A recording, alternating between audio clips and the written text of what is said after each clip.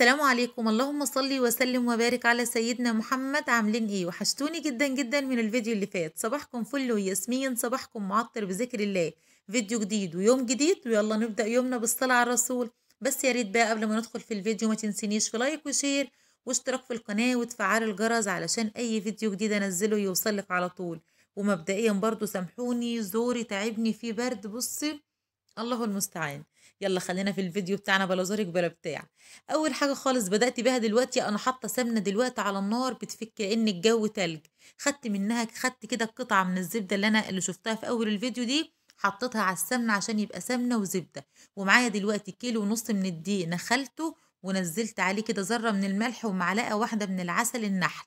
وهقلب بقى العسل مع الملح مع الدقيق كده، اديله تقليبه حلوه.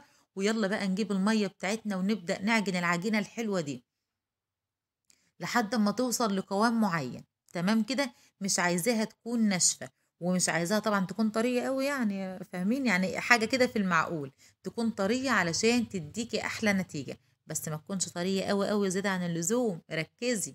تمام كده. هي خدت معايا دلوقتي يجي مثلا كوبايتين ونص لتلات كوبايات من الدقيق، لحد ما توصل معايا للقوام ده كده اهو. عجينة طرية وحلوة وسلسة وزي الفل زي ما انت شايفاها كده.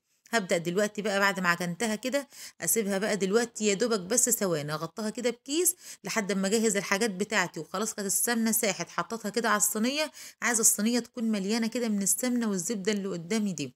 وبعد كده هاجي بقى اكور اتنين كده كبار شويه، لان انا بعمل فطير النهارده وهعمل صينيتين من الفطير. هعمل فطيرتين، هعمل فطيره ساده وهعمل الفطيره التانيه باحلى مكسرات. المكسرات اللي كانت متواجدة عندي، لو انت عايزة تعلي الدنيا شوية وتزودي براحتك، بس انا عملت اللي كان عندي موجود في التلاجة.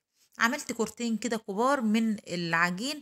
وهبدأ دلوقتي ان انا اعمل كور صغيرة بقى قد الليمونة كده زي ما انت شايفة كده على طول اهو، لحد اما اخلص الكميه كلها اللي معايا زي ما انت شايفه كده. المهم اخليها من فوق متغلفه بالسمنه ومن تحت، علشان برضو ما تعمليش قشره من فوق كده وتبوظ الفطير معايا. تمام. دلوقتي الرخامه بتاعتي انا غسلاها حلوه قوي وغسلها بخل ومظبطاها، بصي احلى تظبيطه علشان اعرف ان انا اشتغل عليها. دلوقتي هبدأ دلوقتي بقى كده ان انا اجيب الصينية بتاعتي وهنزل فيها شوية من السمنة على الزبدة. انا هقول سمنة، طب طبعا خلاص احنا عرفنا ان احنا ايه، حاطين سمنة على زبدة. وهبدأ دلوقتي ان انا يعني ايه افرد الفطيرة اللي هي الكبيرة دي. فردتها وشلتها حطيتها في الصينية، وهبدأ دلوقتي على طول ان انا اعمل الفطير الصغير. في ناس لما بتيجي تعمل الفطير بتعمله بالطريقة اللي هي كانت امهاتنا بتعملها، اللي هي بتجيب طبلية كبيرة كده وتفرد الفطيرة عليها، ويعني بتعمل كده الفطيرة كبيرة قوي. بتقطعها قطعية كبيرة، وتفرد بقى ايه، عليها الفطيرة كلها كده لحد ما بتنزل من على الطبلية، وتفضل تلم من هنا وتلم من هنا. الطريقة دي برضو حلوة، ما نقدرش نقول عليها حاجة، تحفة جدا. بس يعني طريقتنا النهاردة حاجة كده سهلة، كأنك قاعدة كده بتتسلي. يعني بصي والله العظيم، ما بتاخد معاكي وقت ولا بتاخد معاكي مجهود، بقولك كأنك بتتسلي كده.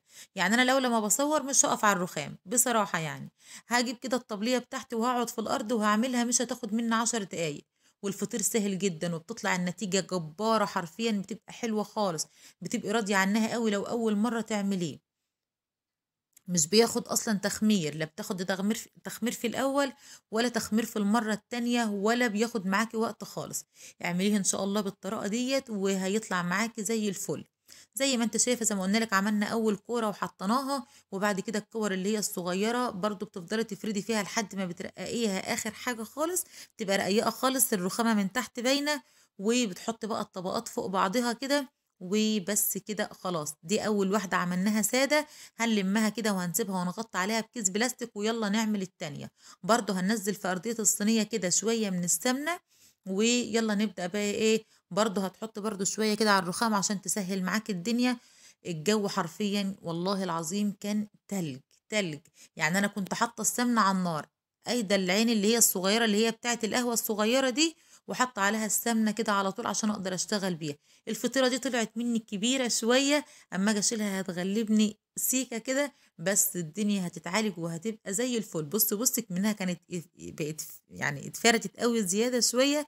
بس اهو هنحطها كده في الصينية، وبصي هتبقى زي الفل. وبرضو الفطيرة لو اتقطعت منِّك اوعي تخافي، كده، كده ما فيش أصلًا حاجة بتبان.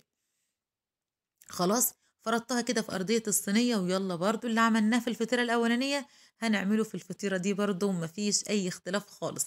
هاجيب بقى الكور اللي هي الصغيرة وهافضل أفرد فيها، باقول لِك سلسة، لإن طبعًا عجناها وخدماها حلو خالص، والسمنة والزبدة بيسهّلوا الدنيا معاكِ، وبُصّي ما فيش بعد كده.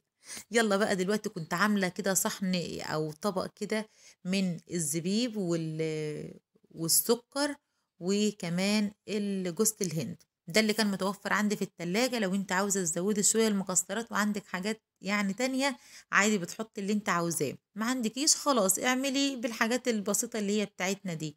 وفي حشوات كتيرة قوي ممكن تحشي بها الفطير، بس برضو يعني احنا ايه عملنا النهاردة الحاجة البسيطة دي. تمام كده. يلا نقلب بقى الزبيب على السكر على جوزة الهند كده، نديله تقليبة وننزله كده في نص الفطيرة، ونبدأ تاني برضو نكمل الفطير اللي هو الصغير اللي معانا الكور الصغيرة ديت، نفس اللي احنا كنا بنعمله هنرجع نعمله تاني اما نخلص الكمية اللي معانا كلها اهو، زي ما انت شايفة كده. ممكن كل ما بين رقة ورقة او رقتين ورقتين كده تقومي جاية حاطة رشة من السمنة، بس والله العظيم كل ما تخففي السمنة يعني هيبقى احسن، يعني مش بيبقى حلو قوي لما بيكون مليان سمنة وكده، فاهماني؟ لأن الصينية من تحت فيها سمنة وكله أصلا سمنة، فيعني ما تكتريش سمنة أكتر من كده. بس كده هلم بقى الفطيرة زي ما انت شايفة كده، هلمها على بعضها اهو، وهقوم جاية قلباها وبس كده خلاص. هغطيها برضو بكيس بلاستيك دلوقتي، وهسيبها بقى لما اغسل الرخامات بتاعتي واغسل الكام حاجة كده اللي مش نضاف اللي مطرح ما انا اشتغلت فيهم، وبعد كده نروح بقى على الفرن على طول نيجي نفردهم. بس الاول اغطي بس عليها كده واغسل الحاجات طبعا اللي قلنا عليها، وبعد كده اجي افردها بقى ونروح على الفرن بقى نسويها ونشوف احلى تسوية للفطير. هنملي بقى كده الصينيه لان الفطيره بتاعتي كبيره وحلوه، انا عملت كيلو ونص دقيق، كل فطيره بتاخد كيلو الا ربع اهو. يلا بقى ندخل كده. بصي بقى يا ست، الفطير بيبقى عايز تسويه، بيبقى عايز النار عاليه، علي النار من فوق زي ما انت شايفاها كده، ومن تحت هتيجي تبص تلاقي، بصي اول ما بتحط الفطيره وبتشم النار تلاقيها انتفخت معاكي وبقت تخينه كده هوت، لان بصي لان الرقات بتاعتها رقيقه مش مكتومة مش تخينة. لو الرقات بتاعتها تخينة مش هتديكي نتيجة ايه حلوة، انما كل ما بترقي فيها كل ما بتنتفخ معاكي في الفرن وبتنتفخ كده اهو، وبتبقى تسويتها من تحت حلوة وبتاخد لون من فوق حلو. بص الجمال، ايه رأيك في الجمال ده؟ والله العظيم حرفيا تحفة، ريحتها بجد جبارة اهو زي ما انت شايفة كده. اول ما بطلعها بقى من الفرن بقوم جاية حاطة عليها برضو اكياس كده علشان تكتم الحرارة فيها وتخليكي مش بتاكلي فطير بقى، بتاكلي ملبن.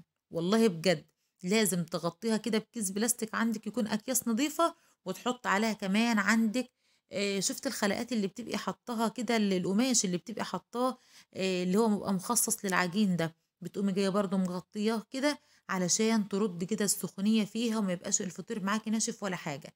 معايا هنا سكر بودره برضو هحطه على الفطيره اللي انا كنت عاملاها بالمكسرات. وهناكل النهارده بقى كده وخلاص. بص الفطيره من تحت متحنيه ازاي، واخده كده تسويه من تحت حلوه ومن فوق تسويه حلوه، ونفتح بقى كده ونشوف احلى فطير. بصوا بقى انا زعلانه زعل والله العظيم، معرفتش كده، المفروض كنت قسمت البتاع الفطيره كده بالنص ووريت لكم الحشوه الجباره اللي جوه. هنا بقى ما جاش الا حته حشوه صغيره يا دوبك كام زبيبايه كده على شويه جوز الهند صغيرين بس. بصي اهم حاجه الفطيره، شوفي الفطيره جميله ازاي، بقول لك حاجه كده كانها ملبن بالظبط.